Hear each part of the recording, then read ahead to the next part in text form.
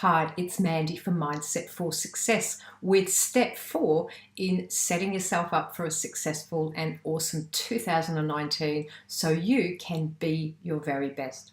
So today it's time to ask a couple of hard questions, and these questions are as follows. Number 1, what are you tolerating in your life?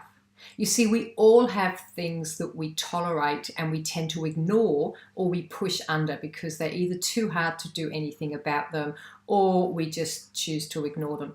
So it could be that you're tolerating not looking after your health, not getting into your exercise, or not giving yourself some time for you. Or you might be tolerating that you're not really present with your family at the weekends, or you bring all your work home at night and you're tolerating that poor habit. So take a really long, hard look and make a decision that you will no longer tolerate whatever it is.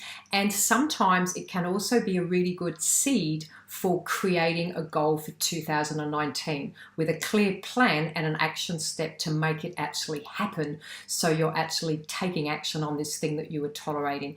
If it's to do with another person, perhaps you're tolerating someone's poor behavior, or you're shoulding or needing or doing things out of obligation, it might be time to set some boundaries around yourself. The other question to check in, which you may come up with the same answer or you may have something different, is a little bit like deja vu. What is the thing that you've successfully been avoiding and not achieving? So this could be a goal that you've set in the last 2 or 3 years. It could be to do with health, business, wealth, that you haven't achieved. So it's like every year you set this goal and you haven't achieved it yet. So take a look at what that might be and ask yourself, why do you actually want to achieve this? Why do you think you have been sabotaging it and you haven't achieved it?